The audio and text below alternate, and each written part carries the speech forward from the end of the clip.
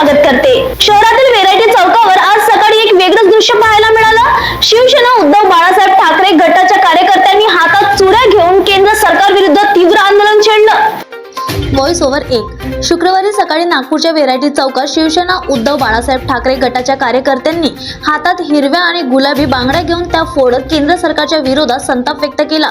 हे आंदोलन पहलगाम येथे झालेल्या दहशतवादी हल्ल्याच्या विरोधात करण्यात आलं असून ज्यामध्ये निष्पाप पर्यटकांचा बळी गेला होता। प्रदर्शनाचं नेतृत्व शहरातील शिवसेनेचे वरिष्ठ पदाधिकाऱ्यांनी केलं। त्यांनी केंद्र सरकारवर सुरक्षा यंत्रणाचा अपयशाचा ठपकाही ठेवत पंतप्रधान नरेंद्र मोदी आणि केंद्रीय गृहमंत्री अमित शहा यांच्याकडून राजीनाम्याची मागणी केली। शिवसेना नेत्यांनी सरकारला तात्काळ कारवाईचा इशारा दिला आहे, अन्यथा पुढील काळात आंदोलन आणखी तीव्र करण्याचा इशारा त्यांनी यावेळी दिला आहे। या आंदोलनामुळे शहरात काही काळ वाहतुकीवरही परिणाम झाला होता। पोलीस टाइम न्यूज साठी स्वप्नील धारगावेची रिपोर्ट।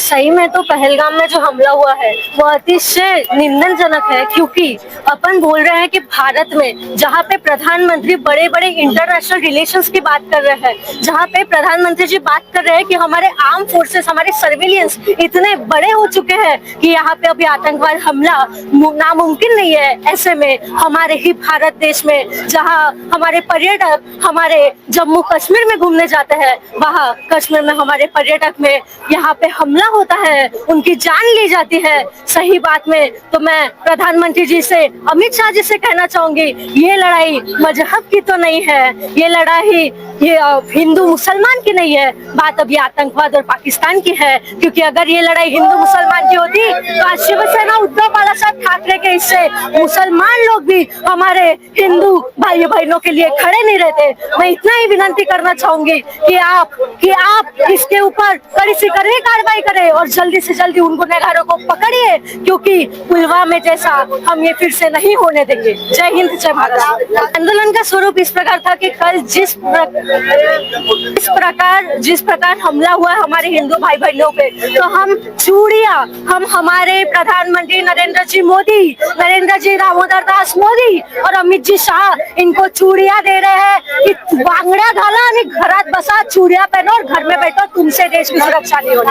विनय विठ्ठलवार, शिवसेना युवा सेना विभागीय सचिव नागपुर। में जिस प्रकार का निशंक हत्या हुई है हमारे पर्यटकों की, भारतीयों की, ये भारत माता के हृदय पर आघात है। और उसके बाद 370 के इतने दिनों के बाद 370 लागू करने के बाद अमित शाह जी और प्रधानमंत्री के बोलने के बाद कि कश्मीर में अमन चैन कायम है, पुलवामा की हत्या के बाद आपकी सुरक्षा पर प्रश्न चिन्ह लगाता है, आपकी राजनीति पे ये हमला प्रश्न चिन्ह लगाता है, बदनुमा दाग है आपके दामन पर ये। इसलिए आज हम ये जवाब पूछने आए हैं। ये गृह मंत्री अमित शाह, नरेंद्र मोदी जी प्रधानमंत्री भारत के, इनकी जिम्मेदारी है। इसलिए आज हम भारतीय शिवसैनिक होने के नाते, उद्धव बाळासाहेब ठाकरे के कट्टर शिवसैनिक होने के नाते इस हमले का विरोध करते हैं और इन प्रधानमंत्री और अमित शाह जी को, गृह मंत्री साहब को ये चूड़ियां भेंट करना चाहते हैं कि आपकी नाकामी की वजह से आज ये दृश्य हुआ।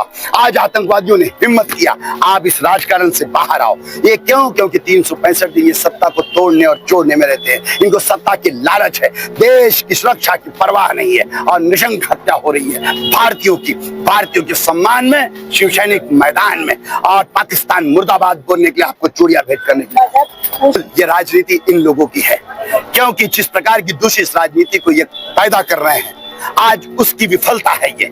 आज देखो, ये मुसलमान, ये भारतीय और सच्चा मुसलमान उन मरे हुए हिंदुओं के लिए, उन मृत्यु का ग्रास बने हुए हिंदुओं के लिए श्रद्धांजलि व्यक्त करने आया है। मोदी जी, अमित शाह जी, आपको इन सच्चे मुसलमान देशभक्तों से सीखना चाहिए। इसलिए आपको चूड़ियां भेंट कर रहे हैं। आपकी विफल राजनीति के कारण आज ये प्रदर्शन हुआ और आतंकियों का कोई चेहरा नहीं होता। उन आतंकियों को मौत की खाद उतारो। अब तक पकड़े नहीं गए, निर्दोषों को बलि पे चढ़ा के आप ये मत करना अपनी वाहवाही, कहीं इलेक्शन का मुद्दा ना बनाओ। इसलिए हम आज आपको सांकेतिक प्रदर्शन करें। आपका फेल्यूर है और इस देश में यदि 370 के बाद भी अमन चैन नहीं आया तो प्रधानमंत्री अमित शाह को इसकी जिम्मेदारी लेना चाहिए और अमित शाह जी ने इस पर इस्तीफा देना चाहिए। ऐसी हमारी मांग है।